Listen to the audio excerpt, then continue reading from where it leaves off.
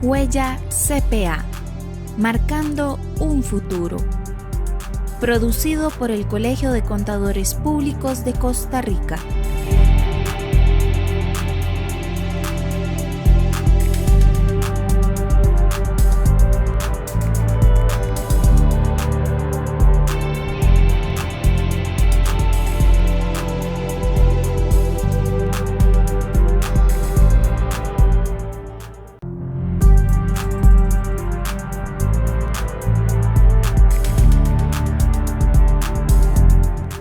Huella CPA, marcando un futuro. Producido por el Colegio de Contadores Públicos de Costa Rica.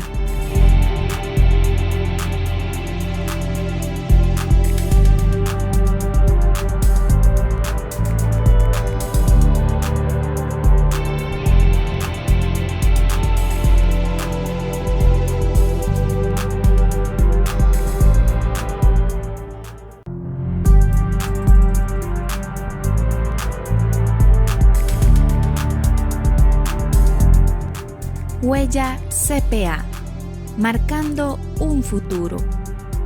Producido por el Colegio de Contadores Públicos de Costa Rica.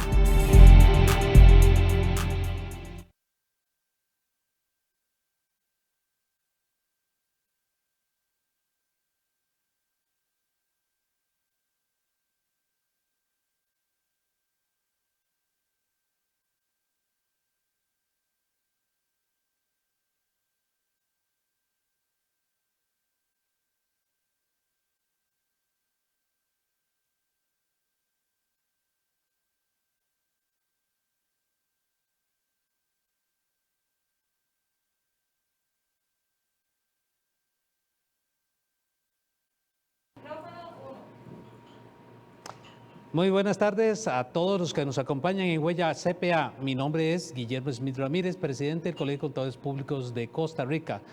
Y hoy tenemos en primer bloque la participación del CPA Luis Diego León. ¿Qué tal, Luis Diego? Bueno, muchas gracias por haberme invitado, don Guillermo. Bueno, aquí estamos efectivamente en temas que efectivamente nos interesan a todos, asuntos de la profesión. Y casualmente Luis Diego nos ha ayudado en una de las mesas de trabajo de GLENIF. ¿Quién es el GLENIF? Bueno, el GLENIF es una organización a nivel latinoamericano que se dedica a revisar algunas propuestas que hace la fundación que emite las NIF. Sí. En el año 2011, efectivamente, el GLENIF se forma e incorpora al Colegio de Contadores Públicos de Costa Rica. Desde el 2011, entonces, el colegio es participante y hoy actualmente tiene un miembro dentro del directorio que participa, que es la licenciada Dunia Zamora, forma parte de este directorio de GLENIF. Importante participación y estimulamos efectivamente, tal y como lo hemos indicado en otras ocasiones, para que los contadores públicos autorizados y, por supuesto, el público en general, el empresario, le interesan los temas que al fin y al cabo se van a registrar en la información financiera. El GLENIF tiene como misión efectivamente motivar para recoger aquellas observaciones, recomendaciones, como bien decía Luis Diego, sobre los proyectos que coloca en auscultación la Fundación o la Fundación sobre Normas Internacionales de Información Financiera. Estas normas, antes de llegar a ser las finales, efectivamente están al escrutinio. Entonces, de tal manera, seamos actores y no efectivamente después cuando llega el material, qué pereza, ¿cómo pusieron eso ahí?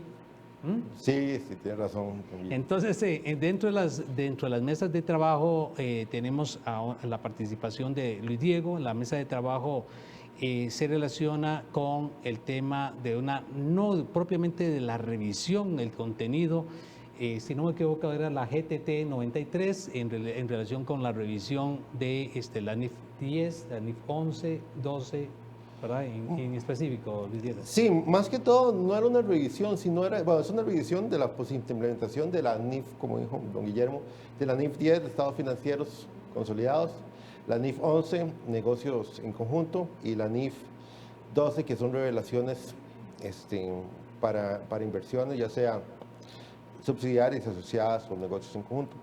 Pero lo que más que todo se trataba de una opinión sobre cómo si estas normas nos ayudaban. En este caso particular participamos representantes de México. Bueno, obviamente voy a ir por orden de Costa Rica, ¿verdad? Uruguay, Brasil, Argentina y Perú. Básicamente, para terminar, ¿verdad? Entonces no era como más que todo una opinión. Al final se concretó, o digamos, como resumen, fue que nos parecían que esas tres normas, la NIF 10, la NIF 11 y la NIF 12, estaban bien. Bueno, eran porque están basadas en principios. Sí quedó en el documento que todavía está a nivel de borrador, que sería bueno tal vez contar con algunos ejemplos más de derechos protectores. Y como caso especial, ¿verdad? Porque como todas las normas, las NIF están basadas en principios, hay que analizar muy bien la situación para determinar si tenemos el control, si es una sociedad o si es un negocio en conjunto. Y el caso especial salió en Perú, que él decía, estaba analizando una empresa, tenía el 99% de los votos, y otra empresa tenía el 1% de los votos, bueno, el 1% del capital, pero al final, después de la revisión, nuestro colega contador se dio cuenta que el que tenía el 1% de las acciones era el que mandaba. Entonces, al final, lo que sí recomiendo, ¿verdad?, es que cada situación hay que analizarla específicamente. Y casualmente en ese punto, porque efectivamente en la discusión lo que estoy entendiendo es que el IFRS lo que produjo fue tratar que revisar si la norma, el contenido actual era aplicable, se mantenía en la práctica. Era aplicable, ¿verdad? Sí, digamos, a otra observación que hicieron en Argentina era, por ejemplo, el colega argentino decía que había que tener más revelaciones sobre partes relacionadas. Pero el grupo decidió que, partes no relacionadas, perdón, fideicomisos. Pero el grupo en la conversación que tuvo, ¿verdad?, decidió que no era necesario porque cada fideicomiso es tan diferente. Entonces al final la norma, que es grande, ¿verdad? Si ustedes saben, si conocen la NIF, se dan cuenta que son nombres muy grandes. Si hacemos cada caso específico, ¿verdad?, se vuelve inmanejable, ¿verdad? Por eso las normas están basadas en principios. Pero al final, como conclusión, al grupo le pareció que estas tres normas eran adecuadas y no hay observaciones importantes, con excepción de poner algunos ejemplos adicionales, que en algunos casos los ejemplos no son parte de la norma, ¿no? Bien, actualmente en el GLENIF nos encontramos con una serie de mesas abiertas. Tenemos la GTT 90, propuestas del cambio a la NIF 29, información financiera en economías inflacionarias. La GTT 92, combinaciones de negocios bajo control común. Recordarán ustedes que efectivamente en un programa de Huella CPA, nuestro compañero William Mengíbar hacía la petición a todos, y esta mesa está abierta en este instante, de tal manera que se está recogiendo la opinión, el criterio, y hay un cuestionario en donde participar, de tal manera que cada uno de nosotros participemos de esta mesa. La GTT 93, que es la que efectivamente Luis Diego ya nos está dando la noticia, que no fue una mesa propiamente para ver algún tema nuevo por incorporar, una modificación o una adición a estas normas específicas, sino la ratificación si era tal y cual está la norma y sus alcances efectivamente en la práctica están siendo operadas. Por lo que estoy entendiendo, entonces el borrador está ya casi a punto de salir para que el GLENIF, como órgano que representa a las Américas, lo presente ante el IFRS, ante la Fundación. La mesa GTT 94, activos regulatorios y pasivos regulatorios. Es una mesa que está también recientemente abierta. La GTT 96, requerimientos de información a revelar en las normas IFRS, un enfoque piloto. Y recordarán que también teníamos por ahí el asunto de sostenibilidad. De tal manera que es importantísimo seguir en este proceso, de tal manera que le invitamos siempre a estar sintonizando Huella CPA, marcando un futuro, con el propósito de que usted se mantenga informado y en efecto participe de estos borradores para que al fin y al cabo, cuando ya están listos, podamos discutirlos. Entiendo que traías algún material ahí que compartir. Bueno, material que compartir no, pero sí les voy a comentar un poquito sobre la norma internacional 540 estimaciones. Esa norma es muy importante porque, bueno... Cambiando punto sí, y aparte. A punto y aparte, perdón, sí, perdonen ustedes, tal vez es la próxima, la otra filmina, por favor. Esa está, ahí está. ¿Qué pasa con esta? Digamos, yo gracias al colegio también yo soy miembro del grupo, por parte del colegio, soy miembro del grupo latinoamericano, y bueno, iberoamericano que revisa la traducción de las NIAs. Y esta nueva NIA 540, yo siento que es el cambio más importante que se ha dado en los últimos 5 años con respecto a las normas internacionales de auditoría. Que no cambian tanto, pero cuando cambian sí se las trae. Esta NIA 540 está vigente desde 2019 y básicamente, bueno, vamos a dar un resumencito de 3 minutos sobre los cambios más importantes. Bueno, creo que te quedan 2, pero me quedan 2, bueno, todo voy a hacer más rápido. Ese es un gran cambio. La NIA 540 anterior no decía mucho. Esta NIA lo importante es que sí define muy claramente qué es el riesgo inherente y el riesgo de control. Lo define mejor que en otras normas. Entonces, si ustedes quieren aprender sobre el riesgo inherente y riesgo de control, y obviamente sobre el riesgo residual, lean esta norma. También habla un poquito más de que ahora vamos a necesitar más evidencia cuando revisemos estimaciones, y esta norma es adaptable. ¿Qué significa eso, verdad? Tiene adaptabilidad.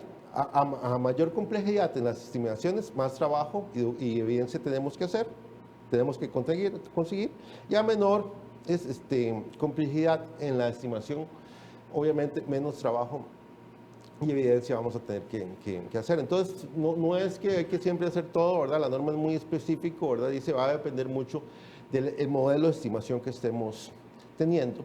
Y lo otro tal vez es importante acá, porque no solo cambia el trabajo del auditor, cambia también el trabajo de la administración que produce esa información, porque ahora vamos a necesitar más evidencia. ¿Qué significa eso? Que la administración va a tener que justificar y desarrollar documentación sobre los modelos de estimaciones que está haciendo. Sí, y creo que esta definitivamente, Luis Diego, es una norma importante que los contadores públicos y el público en general, porque no solamente esto no es solamente para los CPAs, ¿verdad?, sino también para quien prepara la información, porque las estimaciones ya deberían estar contenidas dentro de los estados financieros. Principalmente en este tipo de pandemia se hizo un llamado por parte de la Federación Internacional de Contadores, por parte también del el IFRS, inclusive colocó material previo, y tenemos esta norma ahora que efectivamente nos decía Luis Diego, atención, auditores, aplicadores. Sin embargo, es muy importante no solamente que sea estudiada por los contadores públicos autorizados en el rol de auditores externos, sino también por aquel que prepara, ¿no? Sí, porque, bueno, volviendo a las NIF son dicen que hay que hacer, pero nunca indican cómo, ¿verdad? En cambio, esta habla de los modelos, de la evidencia, de la estructura o de la seguridad interna que tenía que tener cada modelo de estimación, ¿verdad? Obviamente va a depender de cada cosa, pero si usted quiere, digamos, saber qué tipo de documentación o evidencia usted tiene que tener para justificar una estimación, ¿verdad? Esta es su norma. No es solo, como bien lo dijo usted, don Guillermo, está dirigida tanto para los auditores como para los preparadores de información financiera. Bueno, Luis Diego, muchas gracias por acompañarnos en Huella CPA. Bien, y efectivamente estamos en el programa de Huella CPA, Marcando un Futuro. Y hoy con un tema que viene enseguida, situación de los trabajadores independientes. Y bueno, y de alguna manera ahí la Caja Costarricense de Seguro Social, si ustedes leyeron hoy en el periódico, ya venía una reflexión diciendo, bueno, es que hay una serie de profesionales que están persiguiendo esta reforma, el reglamento. ¿Cómo estará la situación? ¿Cuál es la definición de trabajador independiente? Para eso vamos a tener en el siguiente bloque a don José María Oriamuno, abogado, que efectivamente nos va a comentar sobre este tema. Y mientras tanto, veamos este mensaje y ya regresamos.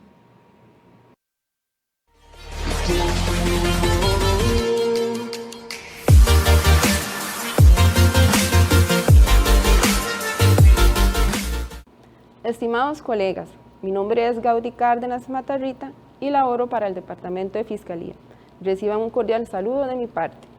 El día de hoy queremos conversarles acerca de la circular 05-2014, guía mínima para la emisión del informe de información financiera prospectiva. La circular 05-2014 se utiliza para revisar toda la información proyectada que requiera presentar un contador privado o la administración de la empresa hacia un tercero y que requiera ser refrendada por un contador público autorizado. Por tanto, nuestro papel como contadores públicos autorizados es revisar que los supuestos con los que se basó la administración en conjunto con el contador privado incorporado se hayan basado bajo bases sólidas y que provengan de fuentes fidedignas. ¿Qué aspectos importantes debemos de considerar los contadores públicos al emitir un informe de información financiera prospectiva? Primeramente, debemos obtener una declaración de que la administración es responsable por la preparación y presentación de la información financiera prospectiva, incluyendo la identificación y revelación de los supuestos o premisas sobre los que se basa. Segundo, el informe deberá contener las advertencias apropiadas concernientes a la posibilidad de que los resultados reales sean diferentes a los proyectados. Y por último, para emitir y firmar el informe referido en esta guía, el CPA deberá estar al día con sus obligaciones ante el Colegio de Contadores Públicos y si es un despacho, este deberá estar debidamente inscrito ante el colegio.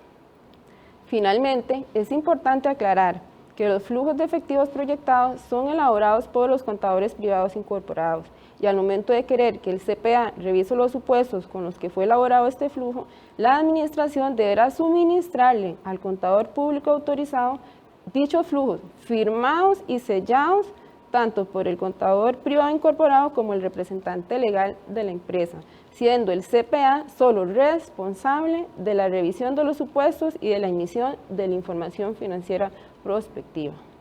Esperamos que esta información haya sido de relevancia para ustedes y nos vemos en una próxima cápsula informativa.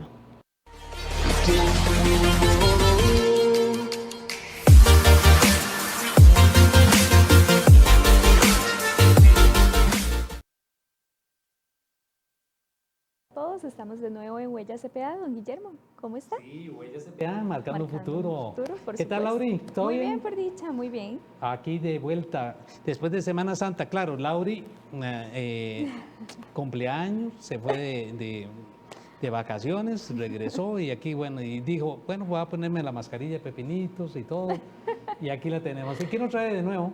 Les traigo, bueno, para recordarles siempre las capacitaciones que damos regularmente. En pantalla vamos a ver la agenda de capacitaciones que tenemos. Por el momento estamos manejando módulos en NIF, el 2, el 3 y el 4, estamos en apertura, estamos también en recepción de matrícula de gobierno corporativo, de cursos de control interno, tenemos auditoría operacional, cursos un poco más específicos como la NIA 700, NIC-SP módulo 1, este módulo podríamos aprovecharlo para todo el sector público que se quiera capacitar en el tema de las normas. Y también tenemos un taller de precios de transferencia. Esto va a ser el 27 de abril. Está en apertura todavía, pueden comunicarse con nosotros, pueden llamarnos, pueden revisar la agenda incluso completa en nuestras redes sociales. Y muy importante también, un tema que íbamos a comentar, don Luis Diego, que fue el invitado que estuvo anteriormente, nos habló un poco de la NIA 540. Justamente el 15 de abril vamos a tener un webinar en donde él nos va a ahondar un poco más sobre esta norma, nos va a contar los cambios y las modificaciones que ha tenido. Es importante entonces recordarles que vamos a tener esta actividad justamente a las 3 de la tarde. Ahí están viendo la información, pueden buscar todos los enlaces, todo lo demás. en redes sociales. Y lo más importante acá en esta norma NIA 540, Lauri, es que efectivamente dice estimaciones contables. Y la intencionalidad es que no nos quedemos ahí simplemente que es, mira, es para auditores. No es para auditores, lo más importante aquí. Y si efectivamente nosotros queremos prepararnos, ¿qué hacemos? Nos chequeamos, nos capacitamos y efectivamente, si vamos a tomarnos un examen que queremos ver si efectivamente vamos a pasar, digo yo, los triglicéridos y toda esta cuestión, tenemos que entrar en forma. Claro. Pero si yo me he portado muy mal y definitivamente ya voy a saber cuál es el resultado. Entonces, de previo, la intencionalidad es que los que llevan la preparación de información financiera puedan efectivamente atenderla. ¿Por qué? Porque al fin y al cabo, ¿qué tenemos? Tenemos los activos, los pasivos, el patrimonio, los ingresos y gastos. Y cuando hablamos de esas estimaciones, muy probablemente, bueno, ¿cómo hago yo para estar seguro que estoy haciendo en forma correcta? Y casualmente nos decía Luis Diego, bueno, estos procedimientos que están en ANIA, a pesar de que son procedimientos para procesos de auditoría, es clarísimo, pero que en efecto, si los estudiamos, nos estamos preparando y nos ayudan dentro de la empresa a preparar mejor la información. Adicional, en ese calendario que estaba señalando, que nos pusieron ahí el mes completo del mes de abril, y inmediatamente me hizo recordar, por ahí había una actividad en el mes de mayo. Esa actividad en mayo, ¿verdad? Eso hace que nos recordemos por ahí de una vez. Quisiera que trataran de anotar en esa agenda. Tenemos un encuentro AIC Costa Rica, el próximo 17 de mayo, del 17 al 20 de mayo. Creo que era del 17 al 20 de mayo. No, debe ser. ¿Me pueden poner el foro otra vez? Vamos a ver. Del 17, porque yo creo que vamos a ver.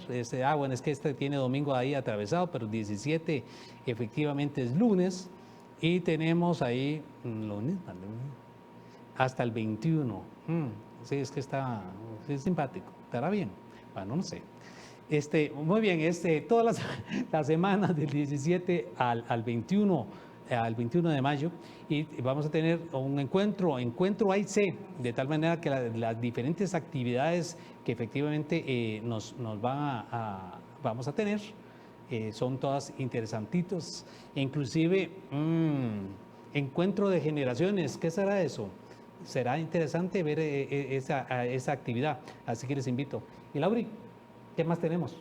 Correcto, básicamente esas son todas nuestras actividades, siempre estamos en constante actualización. Yo creí que venía con el bolso de regalos y toda esta cuestión de siempre, ¿no?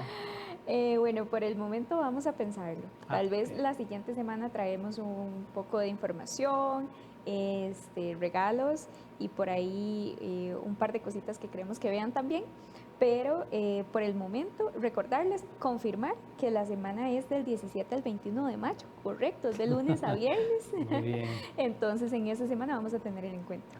De acuerdo, gracias Lauri. Con todo gusto. Y ya estamos de vuelta con Huella CPA, marcando un futuro.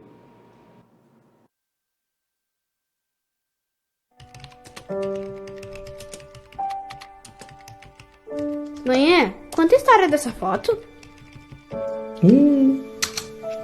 Isso faz tanto tempo. Você nem tinha nascido ainda.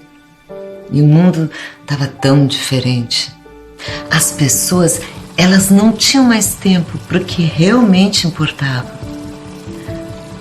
Apesar de corrermos de um lado para o outro, não chegávamos a lugar algum. Vivíamos juntos, lado a lado, mas não nos víamos. Não nos escutávamos, sequer nos olhávamos. Muita gente falava sem dizer nada. Foi então que veio o sinal de alerta. Do verde passamos direto para o vermelho. Tudo parou, tudo fechou, tudo mudou. O escritório de contabilidade da mamãe passou a ser aqui em casa. Olhávamos através de vidros, falávamos atrás de tecidos. Num primeiro momento, nós não conseguimos entender o porquê. Famílias separadas, pessoas isoladas, o mundo não poderia mais ser o mesmo. Foi então que nós conseguimos entender. Ele não deveria mais ser o mesmo. Ele deveria ser melhor. E o sinal passou para amarelo. Amarelo de atenção, de cuidado. Cuidado com um sorriso, com carinho, com tempo juntos. A mãe se encontrou com as pessoas dessa foto num lugar muito especial e com todo o cuidado que o momento exigia. Cuidado com a proteção, com a segurança e a responsabilidade. Outras pessoas também estavam juntas, mas à distância. Só que, diferente das outras vezes, apesar de não estarmos todos juntos no mesmo local, estávamos todos juntos no mesmo pensamento, no mesmo caminho. Caminho que alguns até tomaram para conhecer lugares encantadores, mágicos, apaixonantes. Apaixonantes. Sim. Éramos todos apaixonados. Não. Somos todos apaixonados. Apaixonados pelo conhecimento, pelo novo, pela inovação. A mãe tem muito orgulho dessa foto. Nós acreditamos que era possível e fizemos ser. Com essência, com verdade. Não um novo normal, como se dizia, mas um mundo realmente novo. Um mundo de realização, de esperança. Um mundo que precisa contar com a gente. Um mundo feito para pessoas como você. Meu amor.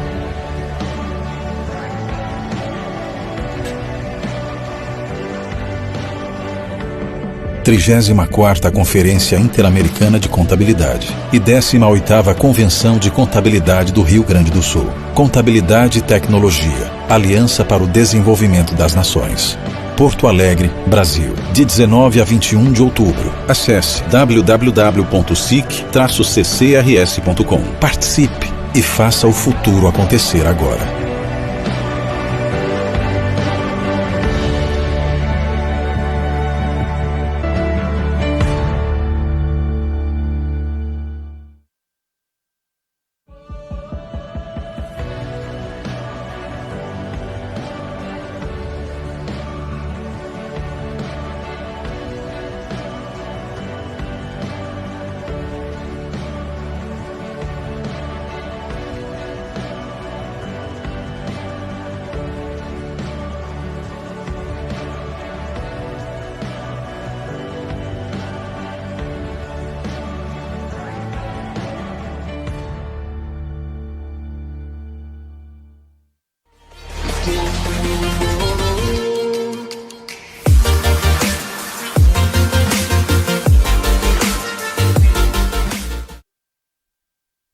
Cuando hablamos de ética, nos abocamos a pensar en la moral como una forma de conciencia social. Por tanto, al referirnos a este término, estamos pensando en buenas costumbres, bondad y a buenas prácticas desde la perspectiva profesional. De ahí que desde el Tribunal de Honor deseamos compartir con todas las personas colegas un marco moral que rige nuestra actuación como contadores públicos autorizados a través de 5 ejes. Hoy les hablaré de la experiencia como un primer eje para el adecuado ejercicio profesional con el más alto nivel. Entendemos por experiencia una equilibrada combinación entre el conocimiento teórico-práctico de la normativa vigente que debemos aplicar, aunado a las competencias y habilidades con las que desarrollamos nuestro trabajo. Contar por experiencia es entonces reconocer la necesidad de que el contador público autorizado posea los conocimientos necesarios en el campo en que se desenvuelve, ya sea para brindar sus servicios como profesional independiente o como profesional subordinado.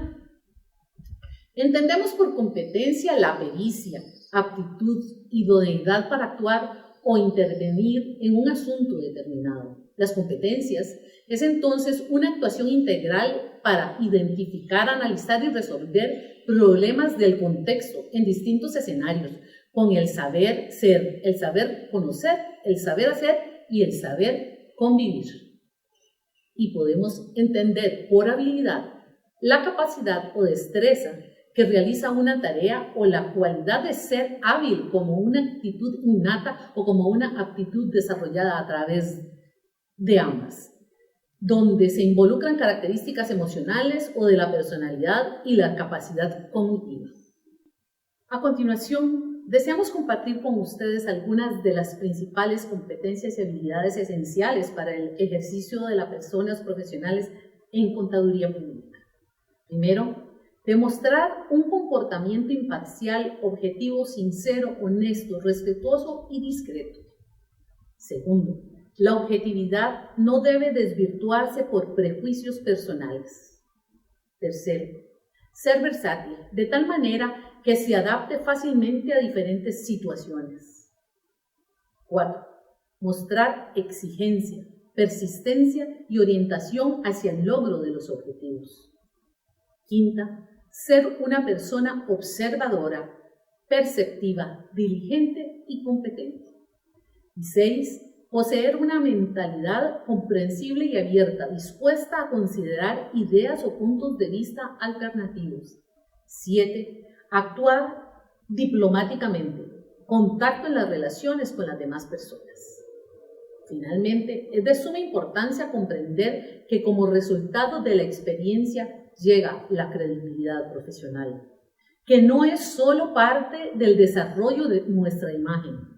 La credibilidad constituye una responsabilidad que nos permite brindar confianza en el producto de nuestro trabajo, con nuestros clientes, con los terceros usuarios de la información y, ante todo, con nuestra profesión.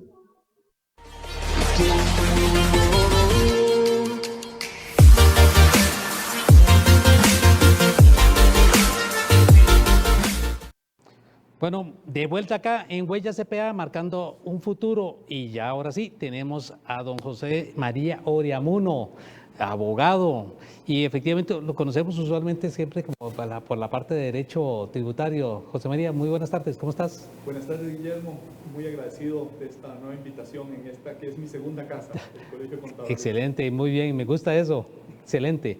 Y con un gran temazo, José María, en relación con la situación de trabajador independiente. Y por supuesto, que ha dado de qué hablar aparentemente este reglamento que ha propuesto, puso en auscultación el pasado 17 de marzo la Caja Costarricense de Seguro Social, y creo que ya se cerró la brecha de hacer comentarios. Mañana. Perdón, hoy en la noche se cierra. Hoy en la noche se cierra. Entonces, así que tenemos un ratito ahí para los que están interesados en hacer sus comentarios. ¿Y por qué nos ha llamado la atención? Y ustedes mismos nos decían, tratemos de comentar ese reglamento. Es importantísimo. ¿Cuál es la situación en este tema del trabajador independiente? E inclusive, ¿hay algún cambio del concepto de definición de trabajador independiente sobre este reglamento que propone la Caja? Bueno, lo primero que hay que decir es que la obligación de contribuir con cuotas de seguridad social la añadió a la ley constitutiva de la Caja la Ley de Protección al Trabajador 2000, de 21 años. Esa ley dijo, además del diseño constitucional, el artículo 73 de la Constitución Política, que establecía un sistema de seguridad basado en relaciones obrero-patronales, y sobre esa relación de derecho laboral añadía la contribución del Estado, de tal manera que era una contribución tripartita, el Estado, el patrono, el trabajador. En el 2000 se tomó la decisión de que había que poner a cotizar cuotas de seguridad social a los trabajadores independientes. ¿Qué quiere decir independiente? Que no tiene patrón. Eso es lo que quiere decir, que trabaja independientemente de un patrón.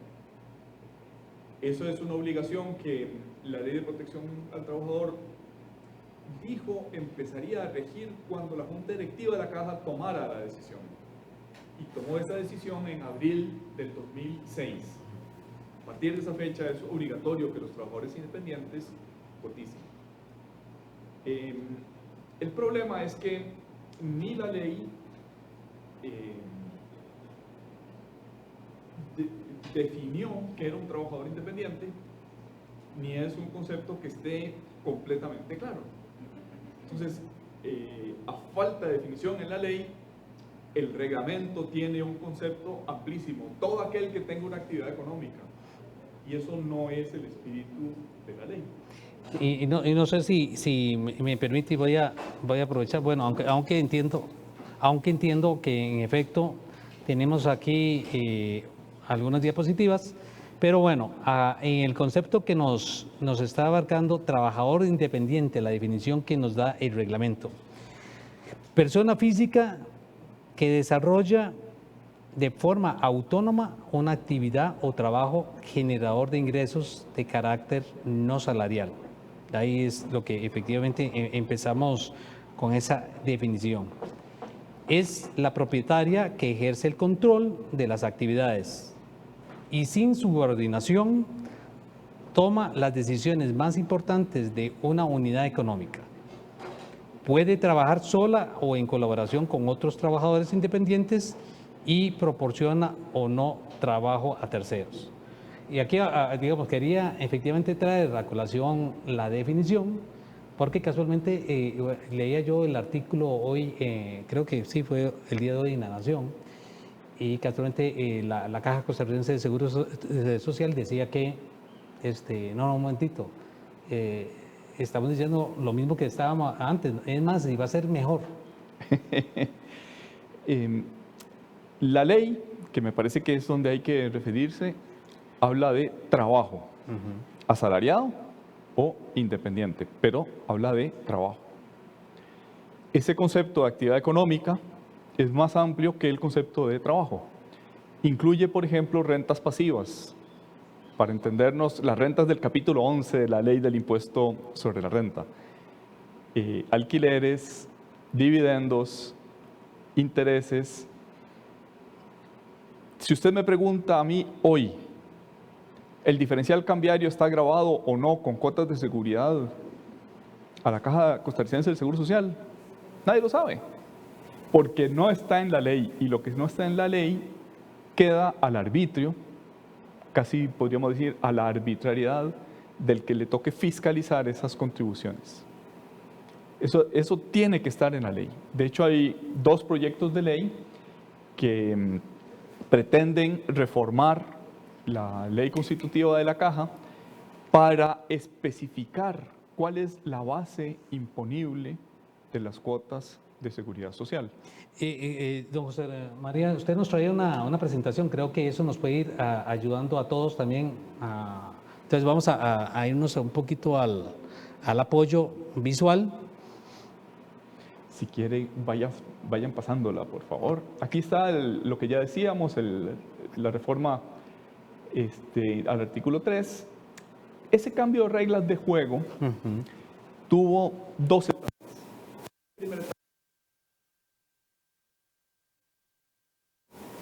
En los cuales las contribuciones de los independientes se basaban en un ingreso de referencia, o sea, no en los ingresos reales, en un ingreso de referencia definido por la Junta Directiva de la Caja Costarricense de Seguro Social. Inicialmente las cuotas de los independientes eran idénticas a las de los asalariados. En aquellos años, 4.75 del seguro de enfermedad y maternidad, 4.75 del seguro de invalidez, vejez y muerte. Los ingresos de referencia se ajustaban periódicamente, y a partir de que se ajustaban de ahí en adelante, se modificaba cuánto tenía que contribuir ese trabajador independiente.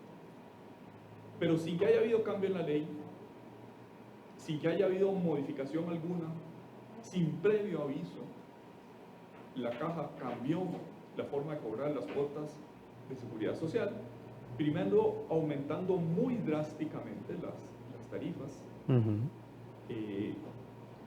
Primero al 10,69 y del seguro de enfermedad y maternidad, al 7,93 de invalidez, vejez y muerte. Además, a este último le acaba de subir unos decimales más, ahorita está en 8,09%, es decir, el total de un asalariado es 10,5%, el total de un independiente es 18,78%. es decir, casi el doble.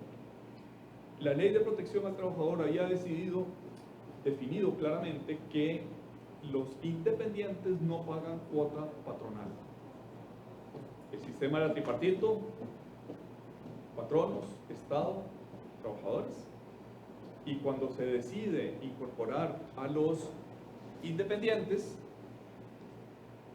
la ley expresamente dijo no va a haber cuota patronal. Lo que está haciendo la caja es, de manera encubierta, por la puerta de atrás, está cobrando una cuota patronal, subiendo la cuota que le corresponde como trabajador. Eso no se vale, eso es un engaño, esto es un fraude a la ley. Y casualmente, digamos, en este tema, bueno, no es que este reglamento estuviera aquí gestándose por una única vez en este momento.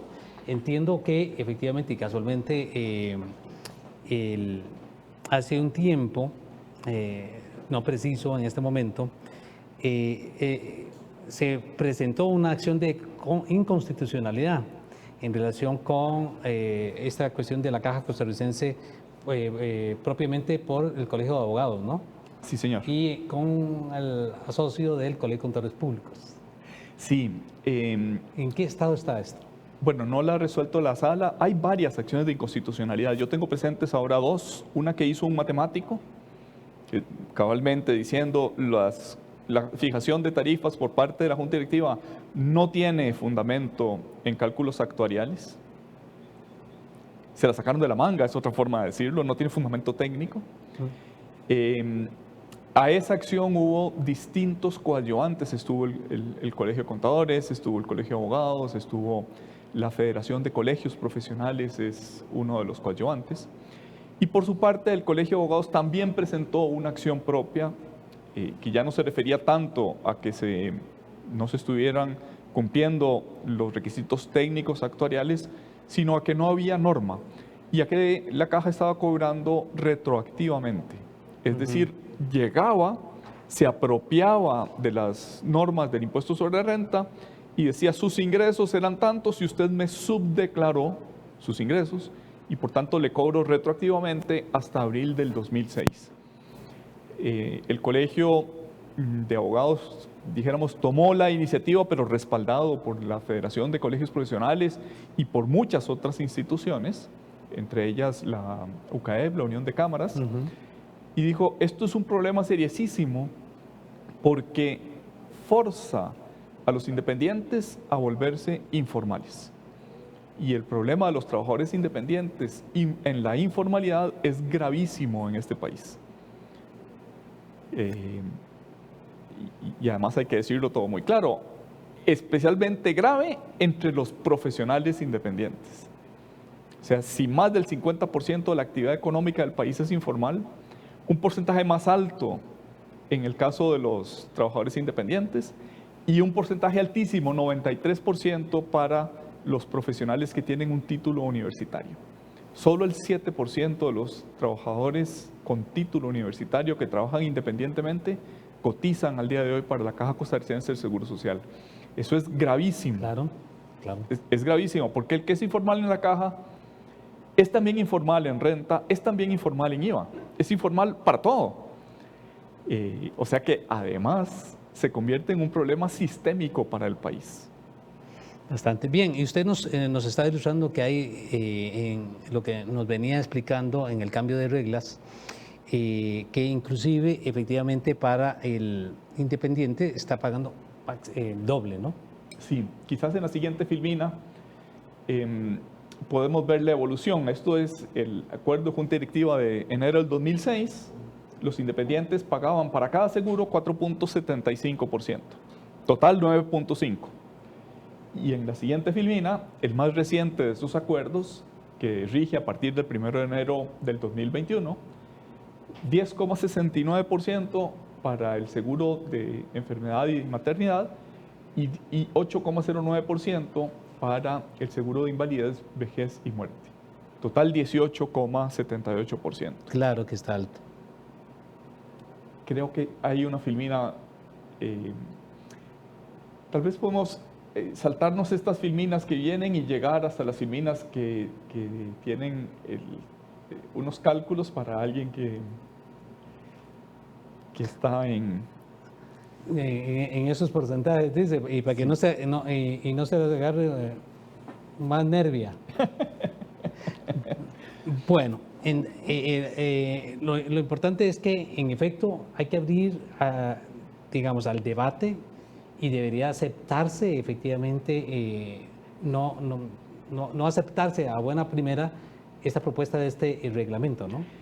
Yo diría lo siguiente, los trabajadores independientes y los profesionales más que nadie quieren estar en la caja, quieren estar cubiertos. Yo hasta el día de hoy no me he encontrado a nadie que no quiera estar cubierto por la caja. Todos quieren, pero quieren de tal manera que no les expropien el fruto de su trabajo. Hay un cálculo matemático que demuestra que aquel que, no sé si se alcanzará a ver este cálculo, pero dijéramos, alguien que gana 6 millones de colones al año, esto es un trabajador independiente que, dijéramos, a efectos prácticos gana $10,000 mensuales, 6 millones de colones mensuales, 72 millones al año. A esta persona tiene gastos deducibles de acuerdo con el artículo 8, inciso S de la Ley del Impuesto sobre la Renta, como mínimo el 25. Si tiene facturas que justifique más gastos, más que ese 25, pero si no tiene tantas facturas, como mínimo 25. Es decir, esta persona tiene 54 millones de colones de ingreso neto en el impuesto sobre la renta. Esta persona paga algo más de 11 millones de colones de impuestos sobre la renta. Es fuerte lo que paga.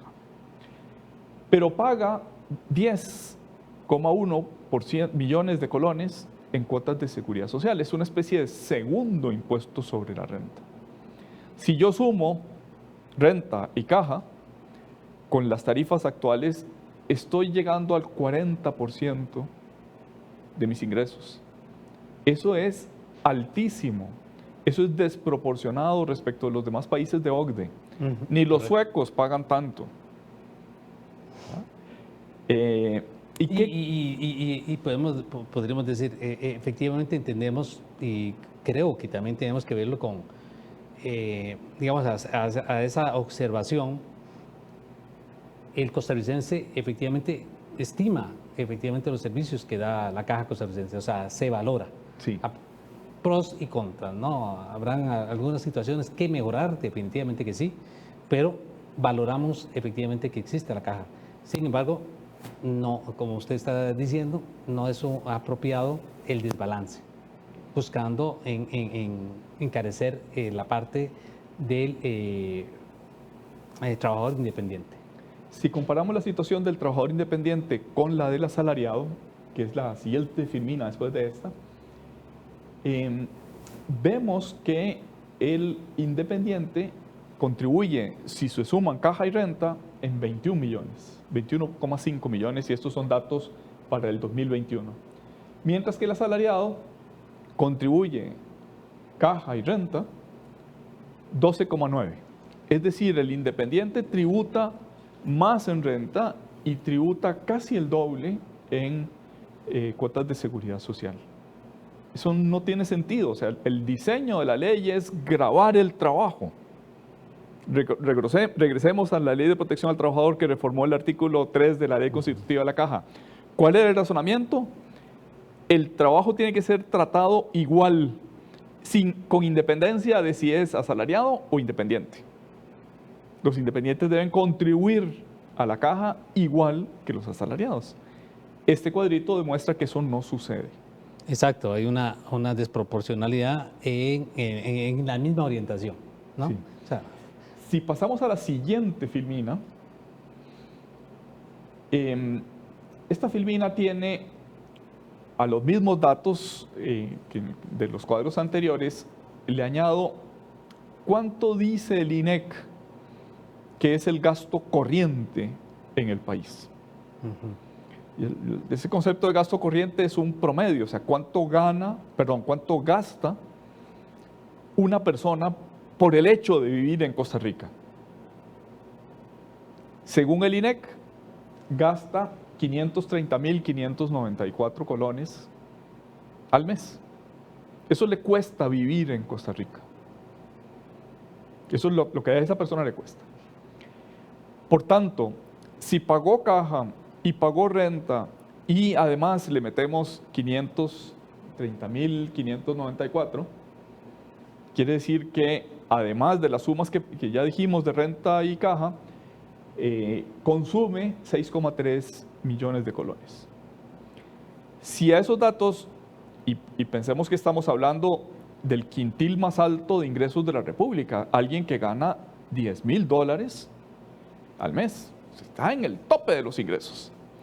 Suponiendo que esa persona tiene una hipoteca de una casa a 20 años con el Banco Nacional de $300,000, o sea, tampoco es una casa de súper lujo, está en el primer tramo de los impuestos, de las casas que pagan impuesto de lujo, y tiene un automóvil prendado también con el Banco Nacional, resulta que de sus 72 millones de colones brutos, le quedan casi 4 millones de colones después de estos gastos. Algo más de 300,000 colones mensuales. ¿Qué pasa si esa persona, y no hemos metido otros gastos, no hemos metido el impuesto de patentes, no hemos metido el impuesto de bienes inmuebles, no hemos metido si tiene una pensión, no hemos metido si tiene 2 hijos en un colegio privado, no hemos metido muchísimos otros gastos que son realmente muy ordinarios, no son gastos de lujo. O sea, no le estamos diciendo que no le alcanza para pagar el yate, es que no le alcanza para pagar su hijo, la colegiatura de su hijo en un colegio privado. No son los esenciales, los generales, los usuales, los típicos. Sí. A mí me parece que esa situación no está bien. A mí me parece que eso es confiscatorio.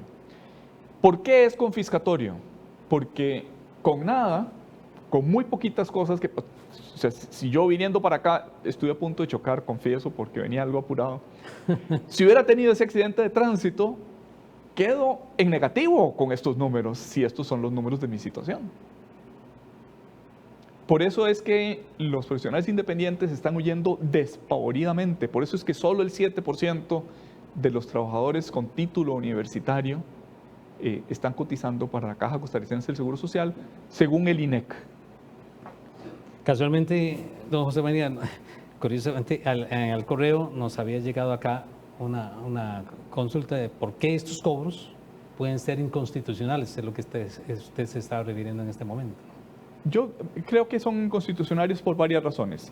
La primera es porque son arbitrarios. O sea, si ni la base ni la tarifa están en la ley, eso lo que quiere decir es que alguien arbitrariamente las decidió.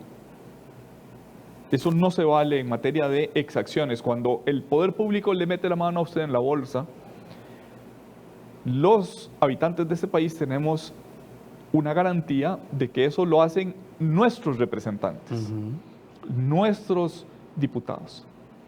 En este caso, ellos no tienen nada que ver.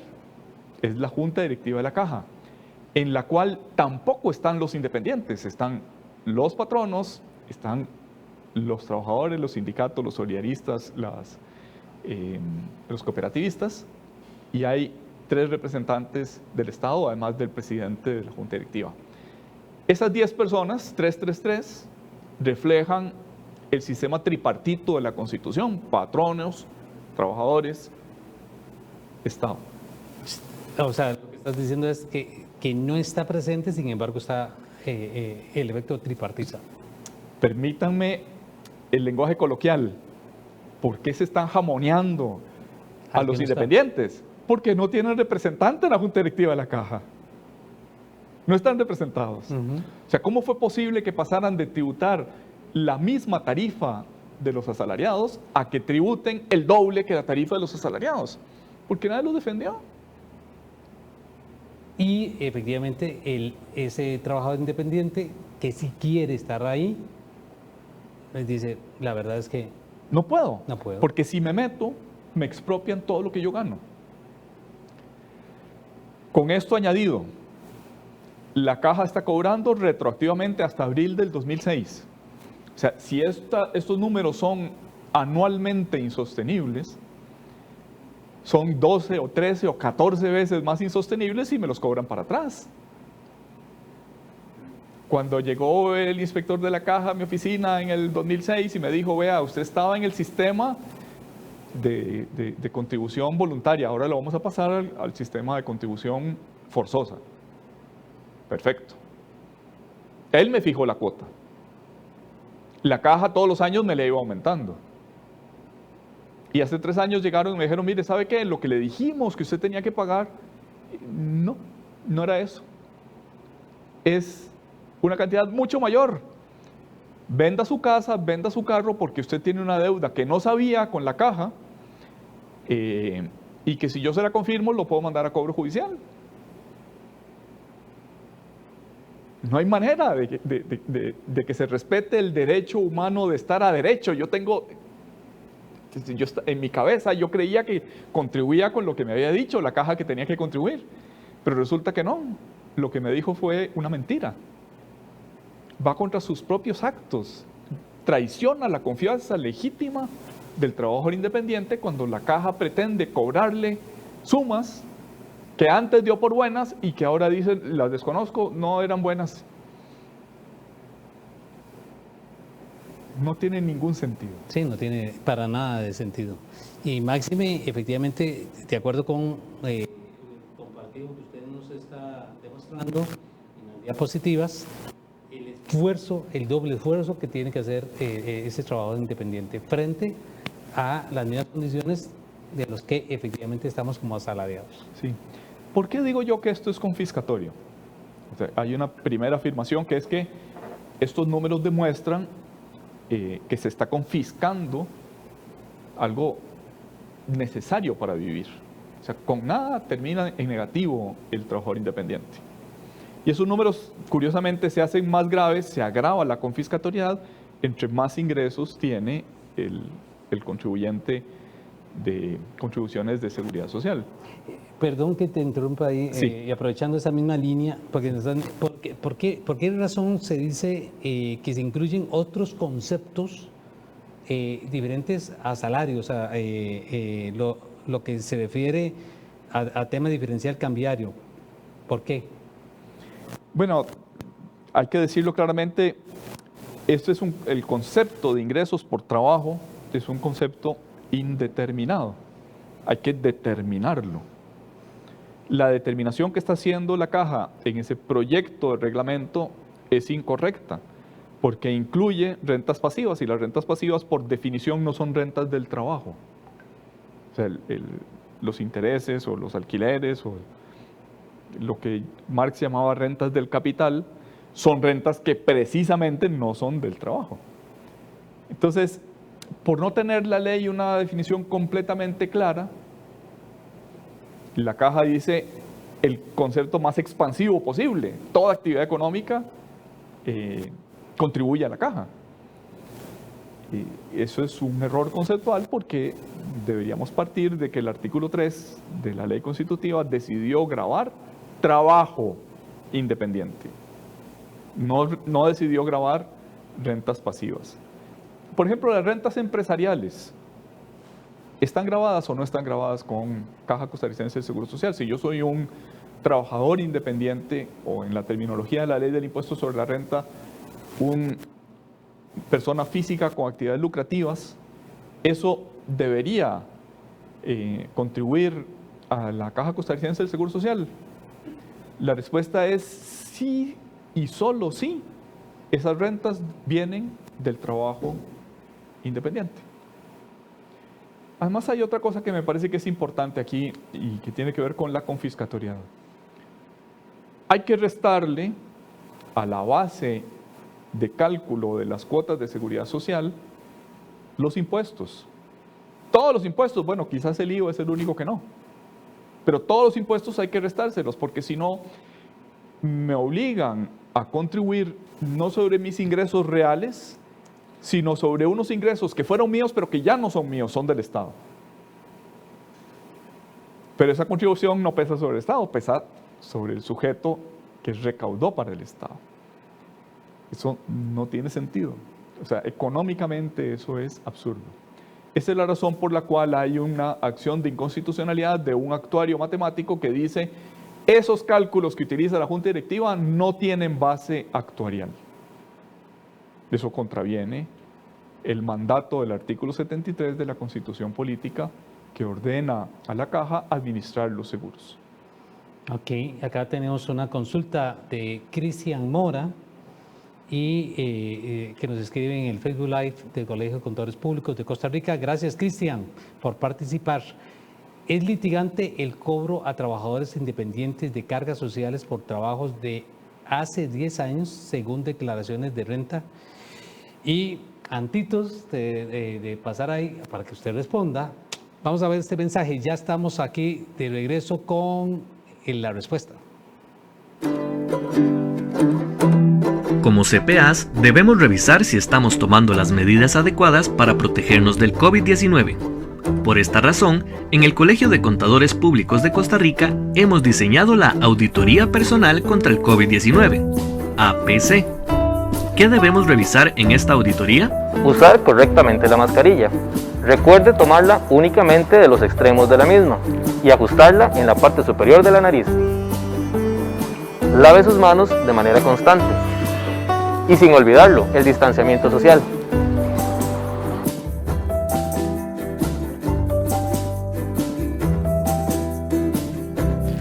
Evite salir de su casa. Recuerde que puede realizar teletrabajo, compras en línea o celebrar reuniones virtuales. Con esto evitará acudir a sitios con aglomeraciones. Redoble los hábitos de limpieza en su casa, trabajo y en cualquier otro lugar.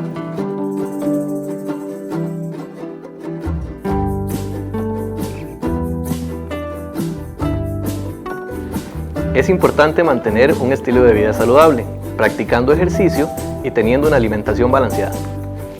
Y mantenerse bien informados.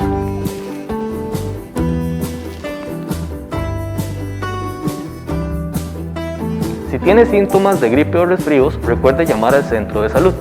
Desde el Colegio de Contadores Públicos de Costa Rica deseamos que su familia y usted estén muy bien. Por eso recuerde hacer repetidamente la auditoría personal contra el COVID. Estamos de vuelta en Huella CPA, marcando un futuro, y efectivamente antes de irnos al corte estábamos viendo una consulta de Cristian Mora. Sin embargo, permítame efectivamente para todos los contadores públicos autorizados en relación con el tema de la tarifa de honorarios profesionales que algunos nos han hecho la consulta. Efectivamente hay una propuesta de cambio que fue aprobada debidamente en el mes de abril 2020 y esta pasó por todos los filtros de gobierno y simplemente ya tenemos un decreto. Sin embargo, ese decreto se procedió a detenerlo en aquel momento, producto de que efectivamente ya un mes antes, recordarán ustedes, efectivamente entramos con la emergencia nacional en el tema de la pandemia. Y algunos propios despachos, contadores públicos autorizados, también habían hecho la solicitud a la Junta Directiva del Colegio de Contadores Públicos en que efectivamente era viable mejor revisar. ¿Y qué es lo que hicimos en aquel momento? Casualmente prácticamente ya un año, ¿no? Se nos pasó rápido, sin embargo también muy socados, con muchos retos, es definir 3 categorizaciones de la tarifa de honorarios profesionales. Todo esto está publicado en la página web del Colegio de Contadores Públicos de Costa Rica, de tal manera que ahí está la hora profesional y en esa ustedes encuentran de que estamos refiriéndonos a 12.500. La solicitud es que en efecto el decreto que tenemos listo, ¿cuándo va a entrar? Bueno, este decreto va a entrar pronto, pero lo importante es que revisemos cuáles son esas líneas, porque acá pasaremos digamos, lo que es una auditoría financiera, tiene 2 rangos. Una para cuando es de 80 horas mínimas, van a pagar sobre una tarifa horaria mínima de aproximadamente 22.800 colones. Y si hay ciertas condiciones, va a ser de 100 horas mínima la tarifa para realizar la auditoría. De tal manera que tendríamos 23.000. La semana entrante estaríamos tocando este tema un poquito más a profundidad. Lo más importante es que sí, vendrá próximamente ya a publicarse el decreto. Pero previamente tenemos todos los contadores públicos que efectivamente tener claro cuánto debo cobrar por una certificación en relación de hechos concretos. Bueno, entonces está definida un piso de 3 horas. ¿Por qué? Porque efectivamente tenemos que pensar nuestras reglas de control de calidad, las exigencias, la elaboración de un papel de trabajo, quién es el cliente, cómo lo plasmo, la preparación del informe, que está el modelo de informe recomendado por el colegio, no es suficiente, debe ser ajustado. Pues bueno, eso lo tendremos la semana entrante. Perdón, don José María, que quería aprovechar el espacio, y tenemos la consulta de Cristian Mora. ¿Es litigante el cobro a trabajadores independientes de cargas sociales por trabajos de hace 10 años, según declaraciones de renta? Yo diría lo siguiente, hay 2 etapas. Hay una etapa administrativa, yo puedo ofrecer alguna resistencia impugnando el traslado de cargos que me dirija la auditoría de la caja, la inspección de la caja. La resolución que resuelva esa impugnación es susceptible de un recurso de revocatoria, y lo que se resuelva es susceptible de un recurso de apelación que resuelve el gerente financiero de la caja. Me parece que hay fundadas dudas de que el gerente financiero, que es el jefe jerárquico de la inspección, difícilmente va a revocar lo que haya dicho la inspección. Lo que sería lógico es que ese recurso en alzada lo conociera el Tribunal Fiscal Administrativo. Y a mí me parece que eso lo exige la Convención Americana de Derechos Humanos. La Convención Americana de Derechos Humanos se exige que haya un juez objetivo, independiente e imparcial que diga si lo que me quiere cobrar un ente público es correcto o no es correcto. Objetivo, independiente, imparcial. Independiente quiere decir que no sea el jefe jerárquico, que no sea el mismo que nombró al inspector el que me diga, sí, mi inspector tiene razón. Solo que haya errores muy evidentes le va a quitar la razón a la inspección de la caja. Pero no suele ser el caso. Bien, parece ser que tenemos dos consultas más, bueno, otras que están aquí llegándonos. Don Eric Ramírez, si son inconstitucionales, ¿se ha puesto algún recurso al respecto? Bueno, eso ya lo habíamos atendido, pero... 2 acciones de constitucionalidad y hay alguna más que está en el horno en este momento. Gracias a don Eric. Don Ricardo Molina nos consulta, ¿cómo van a pretender cobrarle al trabajador independiente cargas sociales por ingresos de dietas, dividendos, siendo que cualquier otra persona que trabaja por planilla de una empresa nunca pagaría por este tipo de ingresos? Yo creo que es una reafirmación de lo que efectivamente... Lo correcto es por trabajo. Don Francisco Sánchez, permítame ver un momentito. Perdón, ya no lo había pasado. Esteban Chávez Huertas. La Caja Costarricense puede sumar a los ingresos del trabajador independiente aquellos que generan las sociedades, personas jurídicas, que ella o él representa. No. Voy a completar para que... Y la Caja Costarricense no entiende que se trata de personas distintas con patrimonios autónomos. Eso en efecto es un problema. La Caja mezcla ingresos. Por ejemplo, ha hecho ajustes a personas simplemente porque son directores de una sociedad anónima. Eso no tiene ningún sentido. Si son directores y reciben ingresos como directores, por ejemplo dietas, eso sí debería cotizar si supera el mínimo de referencia.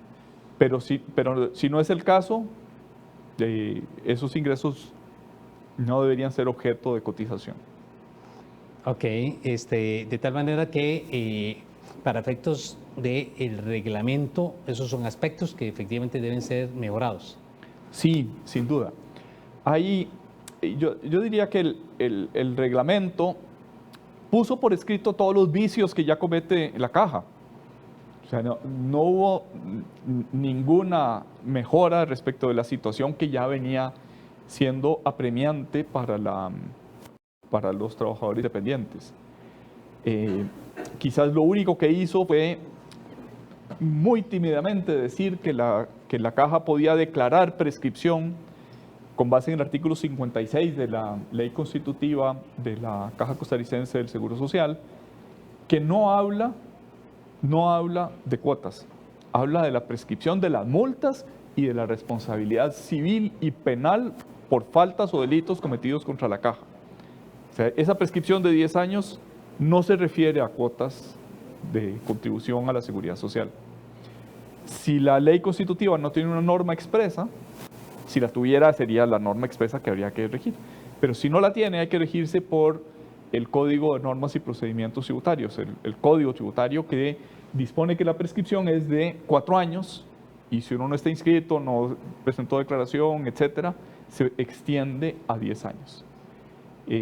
O sea, lo correcto es que la caja cobre hasta 10 años, pero una vez que instaure un sistema general de declaración, que en este momento no existe.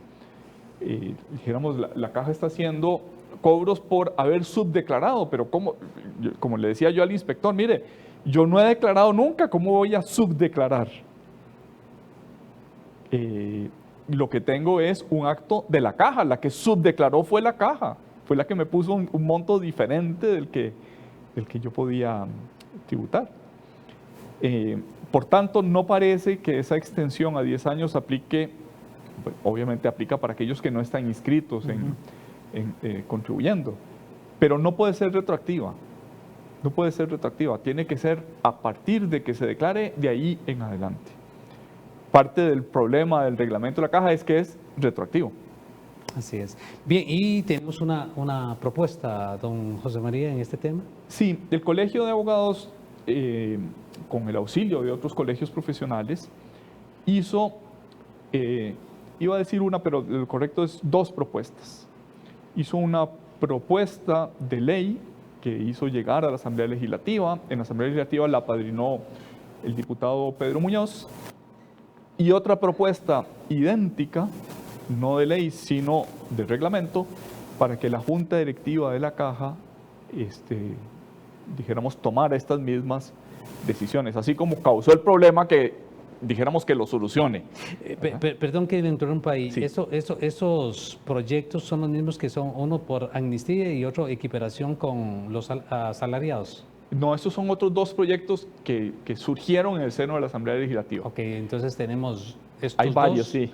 Y aparentemente estos otros 2 proyectos que están circulando como posibles leyes presentados en la Asamblea Legislativa. Sí. Dispénseme, quería hacer la aclaración. No, con todo gusto. ¿Qué dicen esas propuestas? Primero es definir que el ingreso por el trabajo independiente es equivalente a la renta neta, pero solo de las actividades de trabajo independiente. O sea, si yo tengo alquileres, por ejemplo, y tributo en el impuesto a las utilidades, los alquileres no deberían formar parte de esa base de contribución a la seguridad social. Incluye al empresario con rentas del artículo 32b de la ley del impuesto sobre la renta. Ese es el único caso en el que un empresario realmente tiene fruto de su trabajo independiente como ingresos que deberían ser parte de esa contribución. Para que efectivamente estén dentro de la contribución. Sí. Además hay que deducir el impuesto sobre la renta. Hay que deducir todos los impuestos, excepto el IVA, obviamente. Pero hay que restarlos porque los impuestos no son ingresos del trabajador independiente, son ingresos del Estado. Hay que restarlos, hay que bajarlos, hay que eliminarlos de la base de contribución. Sí, aquí la propuesta sería entonces después de esos impuestos, de tal manera que estaríamos claro, de la obtención del ingreso menos efectivamente el impuesto. Sí, y me dijeron en la Junta Directiva de la Caja, bueno, pero es que eso es una especie de razonamiento circular, como el Excel, que si usted me baja el impuesto, entonces me baja la base, entonces me baja la contribución, entonces me aumenta el impuesto. La solución es muy simple. El impuesto del año 20 sirve de base de cálculo para las contribuciones del año 21. El impuesto no, la renta después de impuestos es la que sirve de base para el año siguiente. Además, interesa que eso sea rectificable, así como se rectifican los pagos parciales de impuestos sobre la renta, que cada 3 meses yo pueda, si soy independiente, cabalmente me caracterizo porque no tengo un ingreso estable, idéntico todos los meses. Por ejemplo, yo me puedo haber ganado un contrato con el ICE para, no sé, revisarle todas las computadoras en 3 meses. Pero llega el final del contrato y el siguiente mes no me pagan nada. Entonces no tendría sentido que todo el año siga pagando como si ese contrato estuviera en vigor. O en mi caso, un abogado se gana un juicio muy grande, le tocan honorarios por ese juicio muy grande, que se llaman costas. Pero eso no quiere decir que todos los meses voy a tener esas costas. Por supuesto. ¿Verdad? Eso va cambiando con el tiempo. Entonces, interesa que sea la base del año pasado, que sirva para el siguiente año, pero además que yo lo pueda rectificar cada cierto tiempo. Y que tenga una fecha de autodeclaración, la misma fecha en la que se presenta la declaración de impuestos sobre la renta. En esa misma fecha presento la declaración para efectos de cuotas de seguridad social. O sea, la idea es cargar al independiente con el menor número de trámites y de cosas que tenga que hacer. Si, por decir algo, tengo que hacer el esfuerzo de contratar un contador que me ayude, bueno, pues que ese esfuerzo sirva para las dos cosas, para mi declaración de renta y para mi declaración de seguridad social. Después, se propone que expresamente la cuota sea idéntica a la del trabajador asalariado, que sea exactamente la misma. La Caja tiene la potestad, por lo menos eso es lo que dice la Caja, tiene la potestad de decidir cuál es la cuota. Bueno, está bien, pero esa potestad tiene límites, y los límites es que no puede discriminar, no puede violar el principio de igualdad, tiene que dar el mismo tratamiento a asalariados e independientes. En la siguiente filmina decíamos que además esa propuesta incluía una, por decirlo así, una amnistía. En realidad, no es propiamente hablando una amnistía, es darle efecto retroactivo a estas normas por los últimos 3 años o el plazo de prescripción para aquellos que se acojan voluntariamente a esas nuevas normas. Obviamente, pues uno puede querer seguir litigando, pero la idea es ofrecer un sistema que sea bueno para todos, o sea, que para la Caja signifique ingresos y que para el independiente signifique seguridad jurídica sobre cuál es su situación en el régimen de contribución.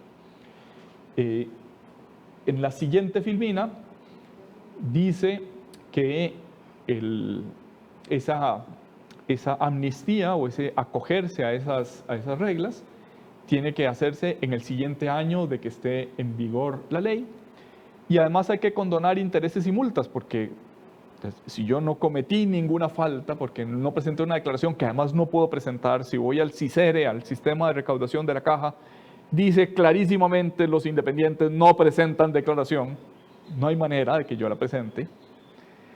Si yo no presento declaración porque no se puede presentar, no me pueden multar por no haberla presentado. No me pueden multar por haber, comillas, subdeclarado algo que nunca declaré. Y además se hacía la posibilidad de hacer un arreglo de pago en los mismos términos que la Caja otorga arreglos de pago para el resto de personas que son deudoras de la Caja. Esta propuesta pues recibió una negativa expresa de la Junta Directiva de la Caja, y la Caja dijo: yo voy a hacer mi propia propuesta. No la ha hecho todavía. Y cuando estábamos esperando esa propuesta de la Caja que recogiera estos mismos principios, estas mismas soluciones a un problema que es un problema real. Publicó el 17 de marzo el proyecto de reglamento.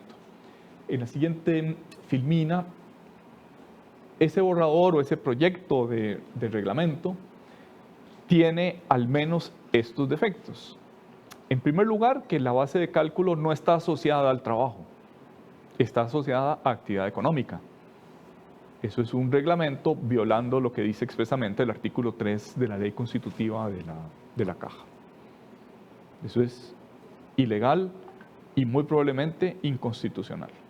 Un reglamento no puede decir algo contradiciendo Por la ley. supuesto, sí, no puedes oponer lo que está en la ley colocado. Sí.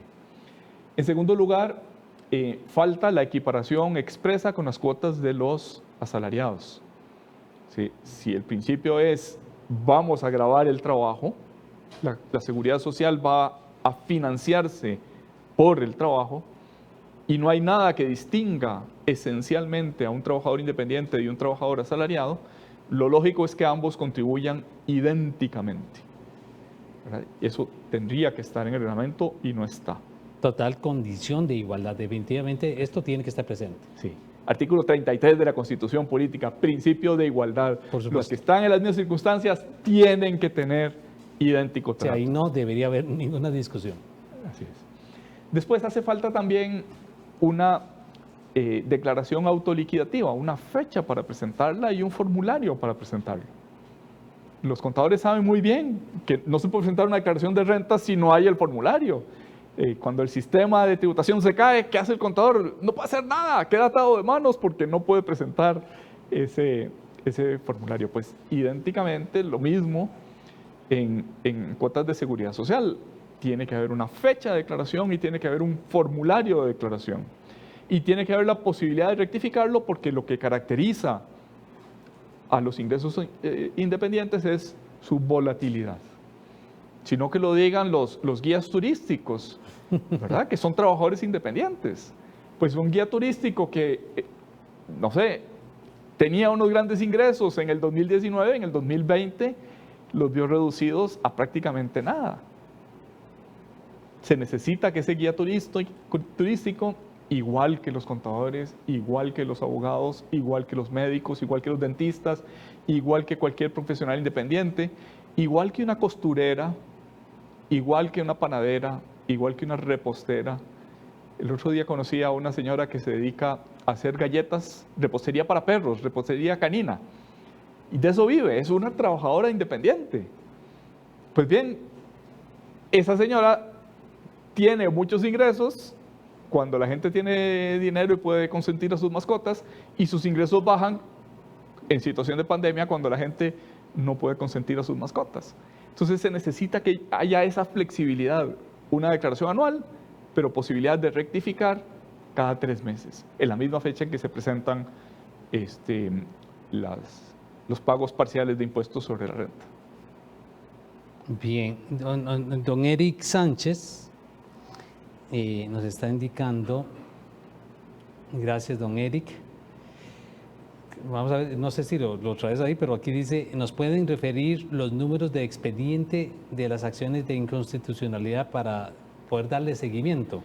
Bueno, no las tengo a mano, pero me ofrezco hacerlas llegar al colegio para que se publiquen en el Facebook del colegio, tal vez, ¿verdad? Correcto, y como nosotros también somos coayudantes, efectivamente debemos de tener ahí referido, pero en este momento sí no la tenemos acá a disposición. Pero efectivamente sí, don Eric, lo hacemos publicar. Y de paso, dentro de las preguntas que nos ha llegado también al correo, creo que también han sido abordadas, pero con este nuevo reglamento que para la cuota, si los trabajadores independientes, bueno, sí, perciben dietas, dividendos y alquileres, van a tener que ser grabados. Yo diría que, o sea, si el reglamento se aprueba tal como está, sí. Y el colegio de contadores, el colegio de abogados, el colegio de cirujanos dentistas, la federación presentaron, la unión de cámaras presentaron observaciones, algunas muy serias. O sea, la Nación ha publicado esas observaciones, o gran parte de esas observaciones. Incluso la gerencia financiera de la Caja se refirió el día de hoy a esas observaciones diciendo que las estamos estudiando.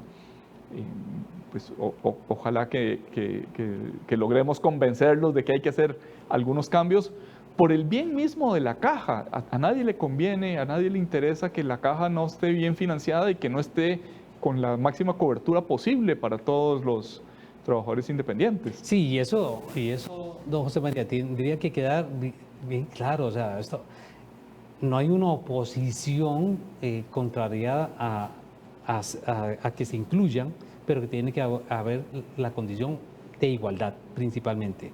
Sí. Acá voy a aprovechar parte de lo que está publicado hoy en La Nación, solamente del artículo que publicó Juan Diego Córdoba de La Nación.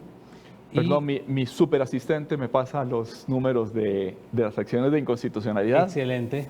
Que son la 17, el número inicial es el año en el que se presentó, la 17-01-1922-007-CO, esa es la primera de las acciones, la del matemático, don Rodrigo Arias se llama el matemático, y la del Colegio de Abogados es la 18-00-4106-007-CO. Sí, decía, gracias por los... cumpliendo con lo que nos solicitó don Eric.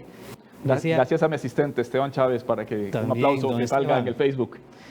Dice, esta propuesta nos lleva consigo el aumento de montos que deben pagar, ¿verdad?, los trabajadores independientes. Más bien trae mejoras en cuanto a simplificar los trámites que deben realizar esos trabajadores con la Caja Costarricense e incluso la reducción de los plazos de los cobros retroactivos que se realizan cuando la Caja encuentra omisiones, aseguró el señor Calderón, sí, según lo que nos dice el artículo.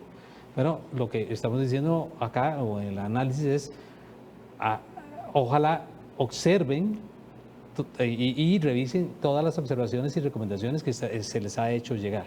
Así es, así es. El plazo de prescripción es lo mínimo que otorgaría un tribunal. Y por tanto, lo único que están haciendo es que en lugar de que lo otorgue el tribunal, lo declare la propia Caja, que hasta el momento se ha negado a hacerlo.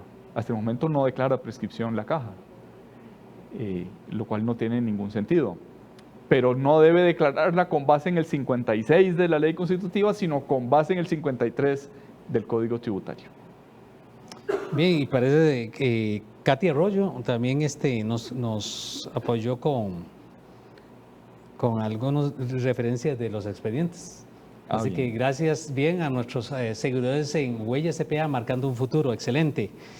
Y ¿cuáles serían las recomendaciones a esto por parte de este tema del reglamento? O sea, esperemos que la Caja no se encierre, es decir, que efectivamente lo vea con buenos ojos. Es lo que perseguimos, de tal manera ser levantando las banderas y decir sí, los asalariados quieren estar, independientes quieren estar, pero con reglas de igualdad. José María, tal vez, porque ya, como dicen, llegamos casi a la parte final, tan rápido, bueno, pero acaba de sentarme. Sí, yo diría que hay que hacer presión en la gerencia financiera, sin duda, de la Caja. Hay que hacer presión en la junta directiva de la Caja. Vea que estas acciones de inconstitucionalidad ya tienen 4 y 3 años de haber sido presentadas y hasta ahora la Caja saca un proyecto de borrador que deja mucho que desear. A mí me parece que hay que forzar a la Caja a que tome decisiones mucho más rápidas y que además lo que se le está proponiendo son decisiones de sentido común, no se le está proponiendo nada exorbitante, no se le está limitando su autonomía, no se está haciendo nada que no sea en beneficio de la propia Caja y por supuesto en beneficio de los trabajadores independientes que quieren estar cubiertos por la seguridad social. El costarricense aprecia la seguridad social. Me parece que ha llegado el momento de que los colegios profesionales y la sociedad civil le diga a la Caja, estás por mal camino, sos una excelente institución, tenés unos excelentes servicios, mejorables pero excelentes al fin y al cabo, no los eches a perder con un reglamento como este que se publicó. Así es, y gracias por efectivamente, José María, compartir este rato con nosotros acá en el Colegio de Contadores Públicos de Costa Rica. Gracias a ustedes por habernos seguido. Y como dice don José María, en este instante es una presión positiva, en el entendido es un llamado, de tal manera que este reglamento, ojalá la caja, una vez que cierre hoy el plazo, que es lo que nos decía usted. Es un plazo que cierra 10 días después de su publicación, son 10 días hábiles. Yo me imagino, realmente no lo sé, pero me imagino que si alguien presenta observaciones mañana, pues también las van a, mientras no hayan tomado la decisión, me parece que las pueden hacer caso de ellas. Esperemos, si no, entonces, si desea participar, hágalo ahora, ¿verdad? Como último minuto. El Colegio de Contadores Públicos de Costa Rica, como lo decíamos al inicio, también adicionó a sus observaciones. Vamos ustedes lo van a encontrar en el boletín de informados. Ahí van a enterarse ustedes de un resumen efectivamente de la posición del Colegio de Contadores Públicos de Costa Rica en relación con el reglamento. Pero prácticamente los que han estado siguiendo el programa son lo que efectivamente el Colegio de Contadores Públicos ha comentado. Así que, don José María, le agradezco nuevamente. Gracias por este espacio y esperemos tenerlo acá de vuelta. Sí, yo soy optimista. Yo creo que vamos a lograr una solución que sea beneficiosa para todas las partes involucradas. Así es. Muy bien, muchas gracias amigos, gracias por haber sintonizado a Huella CPA, marcando el futuro. El Colegio de Contadores Públicos de Costa Rica es una corporación pública no estatal y su función es la vigilancia de la actividad profesional. Le invitamos efectivamente a todos aquellos que efectivamente contratan los servicios de un profesional en contaduría pública, revisen la página web del Colegio de Contadores Públicos, van a encontrar efectivamente la lista de cada uno de sus colegiados y adicionalmente la lista de todos los despachos o firmas de contadores públicos que están al día y inscritos debidamente. Lo más importante es que los profesionales estén debidamente registrados y usted, que efectivamente contrata a un profesional o a un despacho, se sienta seguro. ¿Por qué? Porque efectivamente las normas de la profesión nos conducen de que efectivamente el contador público está obligado, nos tienen así, de la obligación, cumplir con reglas de normas de control de calidad a nivel internacional y cada vez son más exigentes también a nivel local. Muchas gracias por haberse seguido en nuestro programa. Nos vemos de hoy en 8. Que Dios esté con ustedes. Chao.